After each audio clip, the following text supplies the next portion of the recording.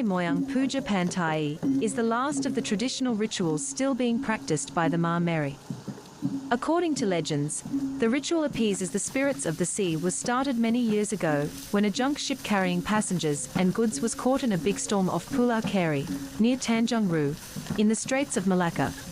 None of the islanders thought the ship would survive the storm, but to their surprise, it was dragged to the shore by some unknown force. Villagers believe that spirit of the rubber had saved the ship and its passengers. Each year, the Mari tribe on Keri Island, Klang, celebrates Puja Pantai, or Sea Spirits Day, during the Lunar New Year. Mari live close to the sea and are often fishermen.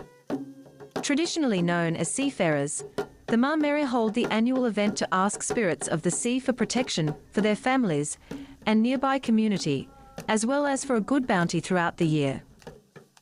Upacara ni kita ucap terima kasih lah. Cara apa senang saya cakap cara kampung cakap apa masalah-masalah yang kita tak diketahui. Mari tribespeople walking towards a beach through an oil palm plantation towards a beach to begin the Hari Moyang Puja Pantai festival to celebrate the spirits of their ancestors. Malaysia's peninsula is home to nearly 200,000 indigenous people consisting of 18 subgroups collectively. Known as the Orang Asli, or original people in the Malay language. Malaysia's peninsula is home to nearly 200,000 indigenous people consisting of 18 subgroups collectively known as the Orang Asli, or original people in the Malay language. Today, there are 5 Mari villages, including Kampong Sungai Juda, which is nearest to the sea and the core location for Puja Pantai.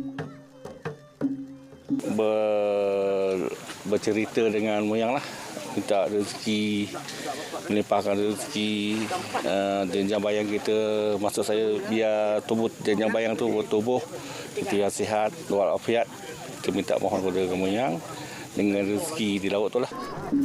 According to their beliefs, a ship was caught in a big storm off the coast of Keri Island. The Mari believe it was saved by a spirit called Muyang Gitar. The shaman, along with villagers and musicians, then marched 3 kilometers towards the beach sporting long grass skirts and wearing carved wooden face masks from the Mari tribe. Kita belarak jalan kaki daripada kampung sampai ke pantai Bangkong ni sejak 3 km.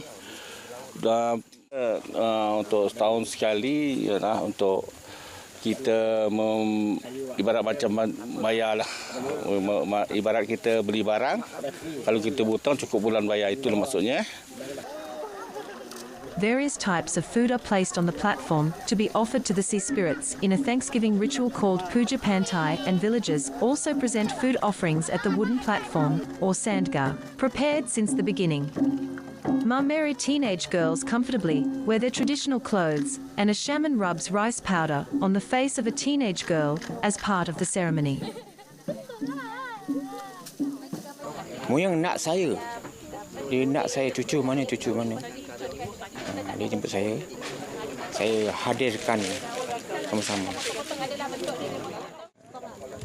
Inilah budaya Mak Meri. Orang asli Mak Meri. Inilah saya. Besok saya besok dah, sekarang saya berumur. Inilah untuk warisan anak saya besok.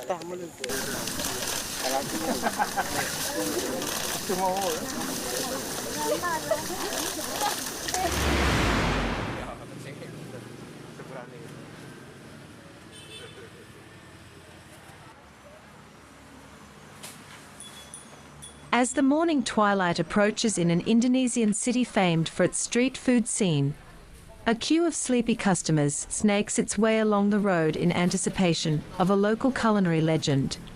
The clock hits 5 a.m. in Yogyakarta, and out of the darkness appears a small and frail sarong-clad woman on the back of a black motorbike. She climbs off slowly, tightly holding a basket that carries the sweet snacks she has been selling for more than half a century. She's been selling lupus for a very long time, since 1963, and nothing has changed.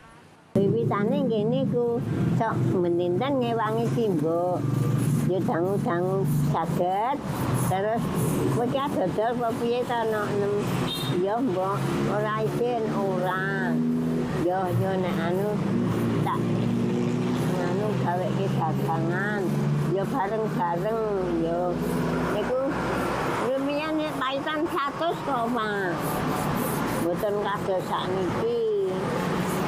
Every day, she opens her stall before dawn and hunches over a table to prepare and dish out traditional market snacks. Displayed on a banana leaf is a selection of treats that includes an Indonesian sweet cake known as lupis made from glutinous rice. Alongside the star dish is tea wool, which is made using cassava flour, palm sugar and senil, a worm-shaped tapioca flour jelly. Ini ku simbok riyen nggih mbokne simbok nggih riyen nggih gathah tiwul ngeten iki sabane nggih kan buwijo ngguwungan ten ning nggih jaman riyen mlaku kok Pak mboten di motor mboten di pit ning mlaku nyangat nggih. Due to her age, Sadnam's stall is now a family affair. Her husband is in charge of the sticky rice, her son handles the firewood, and her daughter drives her to work and accompanies her through the 4-hour shift. Asked why she refuses to quit what is usually a young person's game, the enduring street food granny brushes off the question with a laugh. Jadi kan menyusul pinter berarti Mbak? Kan iki 76. Kok tesih setia sabian lupis niki. Nah, saya nggih laris kok, Pak. Apun dadi senengi piyantun pundi-pundi. The secret to the recipe passed down from her mother is firewood, which gives the sweet dessert a smoky flavor. Saya itu pertama kali ngerasain lupisnya Mbak Satinem itu tahun 80-an, 88 atau 89. Pertama tahu ya dibeliin sama ibu waktu itu. Nah, sampai sekarang ternyata Mbak Satinem masih sehat, masih jualan. Rasa lupisnya juga tetap sama, gurih, pulen, dan gulanya, juruhnya, kalau kata orang Jogja itu kental, enak Mas. Customers who have to wait more than an hour to satisfy their sweet tooth come from all corners of Java. The Indonesian island where Yogyakarta sits in the middle, the sweetness and stickiness of the lupis, and the thickness of the brown sauce make the cake delicious. She cuts it with a nylon thread, carefully placing it on the banana leaf before dripping thick liquid palm sugar and sprinkling grated coconut over the breakfast fare. Kalau saya sih tadi datang jam 6 ya, tapi di situ antrian nomor 1 sampai 50 udah full. Terus saya datang lagi barusan, belum saya kurang tahu ini sekarang jam berapa, saya dapat nomor antrian nomor 22. Tadi pun saya coba tanya ibu-ibu yang dapat antrian nomor 25-an, saya tanya dia udah ngantri dari jam 5:30.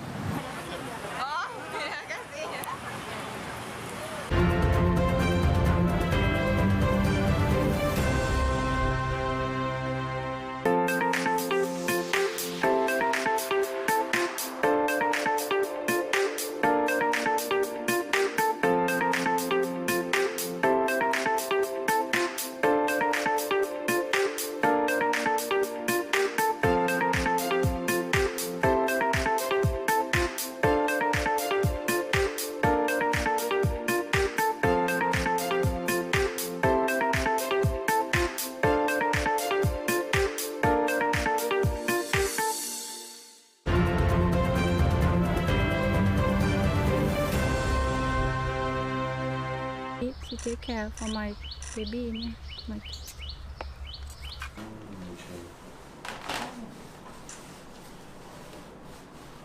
Thailand is renowned for its vibrant street food and luscious tropical fruits, but Ratchanakon Srikong is on a mission to make a new addition to the menu, cheese. Vivid green rice paddies and fruit orchards cover the kingdom's countryside, but dairy accounts for a tiny proportion of agriculture and cheese has not traditionally been part of the Thai diet. Ratchanakon is part of a small but growing community of cheesemakers attracting attention from top chefs in Michelin-starred restaurants in the capital Bangkok. My mother never feed me with cheese when I was young. She feed me with tofu, with rice. So how I connect, I cannot connect with that things. I like a bright painter. I paint very beautiful and say, oh yeah, your cheese very delicious. But I'm blind. I cannot see my picture. After growing up in rural Thailand eating little dairy, she had to learn from scratch what good cheese should taste like. When she started out some 7 years ago, she felt like a blind painter, unable to judge the quality of her work. Like me. And I'm quite nerd. I believe in the bacteria. I make cheese in the corner of work with the bacteria. I don't work as a food or the chef. From a herd of around 30 goats, Rasmi produces 15 varieties of cheese, some with a local twist, such as coatings of bamboo ash, wild rice and pandan leaves. The 47-year-old studied cheese-making books and read until I could smell it. But ultimately she found her connection to the punchy flavors of goat's cheese through the pungent, distinctively Thai condiment pladak, fermented fish paste. Forced me to use the brain to study hard. I study only even the Michelin. What the criteria? What the Michelin talks about? What the criteria? What's the theme of this year? So my chef had to get the star. I do for you. I study for you. I make a short note, lecture, everything, and I try to help them buy my cheese. I create local, green thing, carbon zero credit. On her small farm in Nakhon Pathom, an hour's drive from Bangkok, Rasmi lives in a modest wooden hut, but her herd enjoys a palatial double-story barn under the shade of trees, carefully positioned to catch breezes.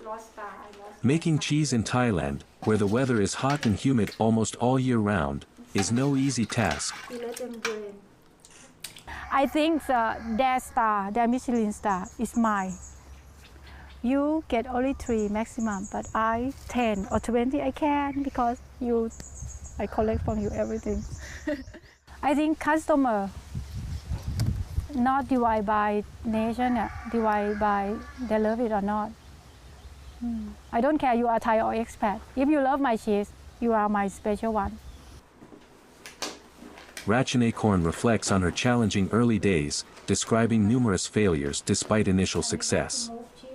As a passionate science nerd, she embraced the difficulties of working with bacteria. Finally, I don't sell cheese now. There is some happy or something for them.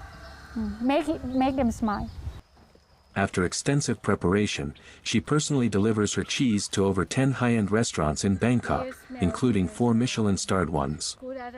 Ultimately, she believes that the joy of cheese-making lies in making people smile, stating, "Life is good, cheese makes it better."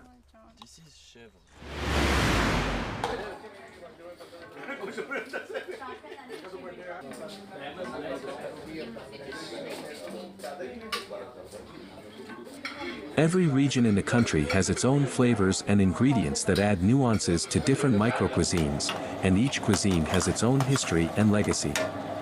As famous as Indian cuisine is internationally, it is generalized with a few dishes, but the thousands of recipes from Kashmir to Kanyakumari would make an impossible-to-lift cookbook.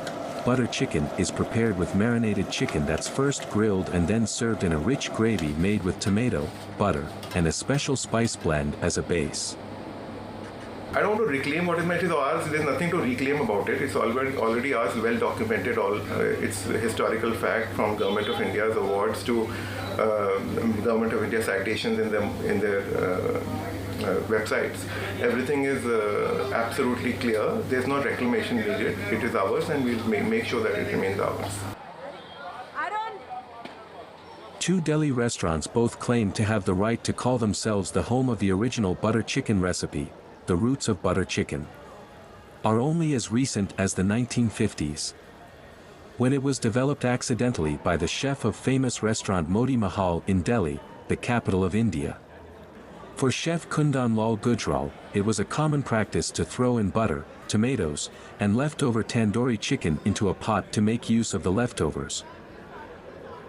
The butter chicken of Motimel has standards. That's, we are very proud that my grandfather invented it, and it has put Indian cuisine on the world culinary map. And the battle of butter chicken doesn't stop here. From a dhaba to a fine dining restaurant, butter chicken is a staple in Indian restaurants serving North Indian cuisine, but each restaurant has its own way of cooking it. Motimel is personal for Indians. Everybody has a story about Motimel. It's a 100-year-old, 104-year-old chain. Everybody has been, wherever in the world I go, because I'm a chef, I kind of teach, I train, I write. And wherever I go, there is some connect. Of course, in India, much more, because everybody has heard of it, everybody has visited it. Or there must be some connection of their parents being engaged in Motimel, or their parent, or somebody would have had the first date in Motimel. Delhi, arguably the culinary capital of India, owes a large part of its flavor heritage to the Mughals. Butter chicken, however, has far more humble origins, and was born far closer to home. The beauty of butter chicken lies in the subtle balance of tanginess and a velvety texture. It is easy to get wrong, and often the versions you may find are too sweet or way too spicy. For me, I've come from London and I'm here, it's just been second day, and for me, when I think of butter chicken, I can only think of one place, that's Moti Mahal. I don't know anywhere else. To be honest, my childhood memories, everything relates to Moti Mahal when I think of butter chicken. So the taste is sitting in my mouth and I'm very happy I've just had it. And that's the best thing to get a smile on my face.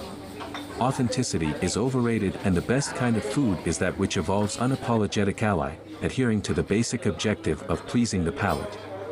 After all, when Kundan Lal Gujral invented butter chicken, little did he know that he was creating history, in a way. And if he had not experimented, the world would not have known tandoori chicken, butter chicken, or even dal makhni. I don't think I've eaten this naan and butter chicken like the way the taste here in Moti Mahal is. The smell, the fragrance when I walked in the restaurant reminds me of my childhood memories, and that cannot be taken away from any other place. So I would always be here.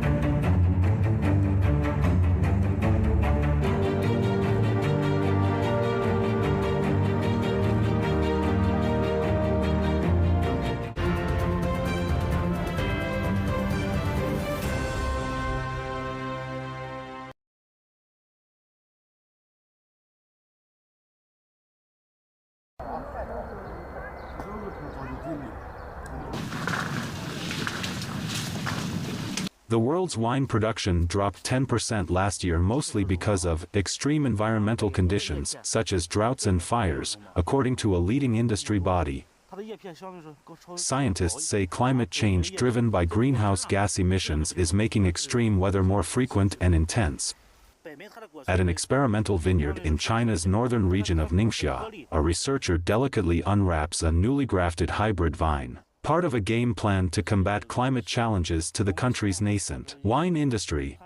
At a laboratory in Beijing, purple and green hybrid species grapes are laid out on a board for testing, part of the strategy China's nascent wine industry is using to try to combat climate challenges. Scientists are using genetics and artificial intelligence to address imperfect weather conditions, as well as anticipate future problems that might be wrought by rising global temperatures. 它就是想着通过杂交，将它的亲本、父本与母本的优良的性状，比方说我的父本，它的抗寒或抗旱性比较好一点，而我的母本呢，它的果实的品质或者说它酿出酒的风味、口感更加让人愉悦。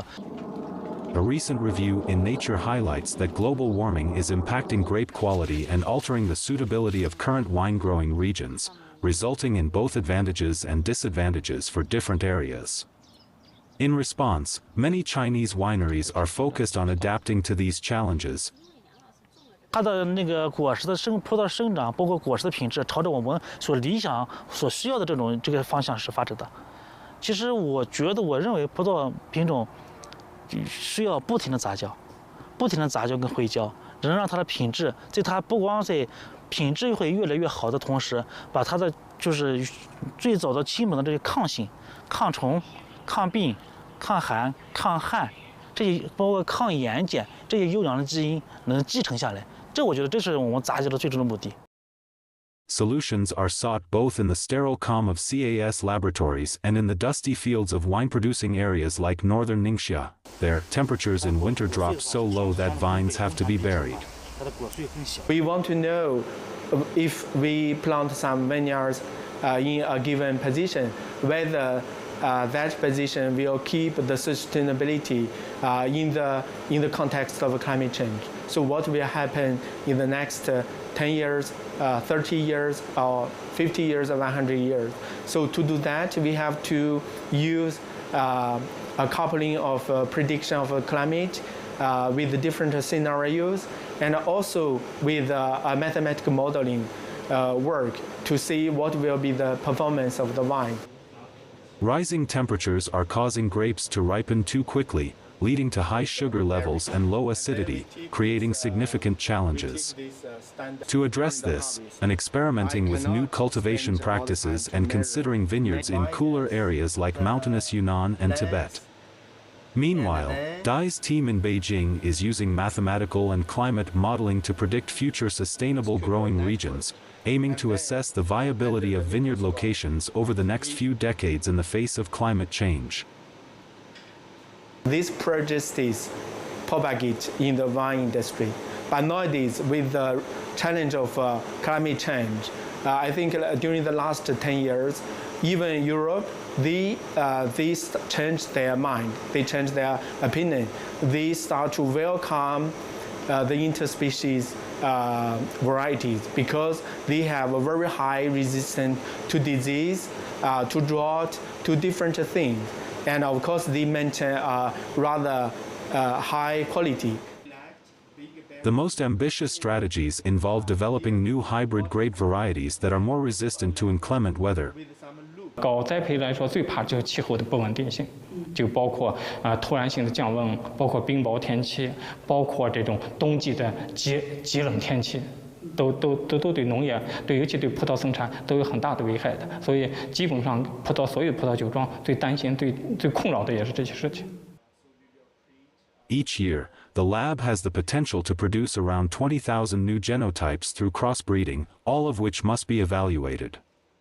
Previously this was done manually, but now scientists use AI image recognition software to record aspects like color, shape and size in seconds, cutting the time needed to identify candidates for further cultivation. 他们对我们这个中国自己的品种，就北红北美他们尝了我们自己做的酒，看了我们的葡萄园栽培模式，他们信心越来越足，他们觉得这个品种一定能做出具有中国特色的葡萄酒。 Chinese winemaking has seen the emergence of registered hybrids like Beihong and Beimei, created by crossing the cold-resistant native vine Vitis amurensis with superior European species. These hybrids can withstand temperatures below -20 degrees Celsius, reducing winter-related costs for winemakers like Joshi. Liang expressed growing confidence in the quality of hybrid grapes, stating they can produce wines with Chinese characteristics.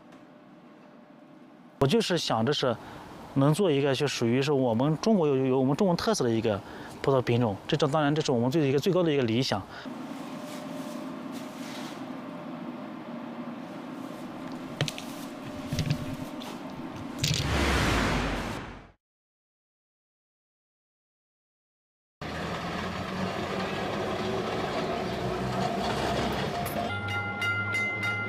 The West Bengal government has decided to discontinue the service due to challenges posed by the city's traffic.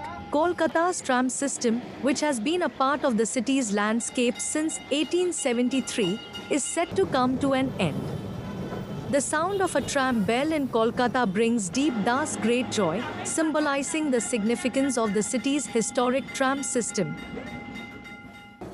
जब मैं tram में बैठता हूँ तो मुझे अपने बचपन का दिन आता है और बचपन में हम लोग ट्राम में बैठते थे, 1-2 स्टॉपेज बाद जाके उजाने पे उतर जाते थे, फिर दूसरी तरफ से आती हुई ट्राम से चढ़ते थे, फिर उतर जाते थे। तो उसमें क्या था कि ट्राम राइड भी हो जाता था और भाड़ा भी नहीं देना पड़ता था। However, despite being cherished by fans as a key part of Kolkata's heritage and growth, the 151-year-old tram network is at risk of disappearing. Kolkata is the only Indian city where trams function today. Introduced in 1983 as horse-drawn carriages, tram cars also ran on steam before switching to electricity in 1902. Initially, trams had two compartments, first class and second class, with different fares. Whenever I sit in tram, I can see the city through a different point of view, because these wooden frames have a different taste of vision. I can see the detail of the city through this tram, because it's very nostalgic, it's very old, and it very beautifully mixes with the surroundings wherever it goes.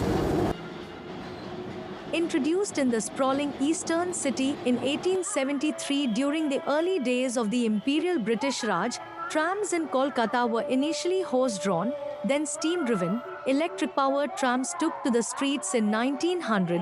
The tram now rumbles on the serpentine roads in the city, weaving its way through snarled traffic jams of vintage yellow taxis, trucks, buses, cars and, at times, cattle.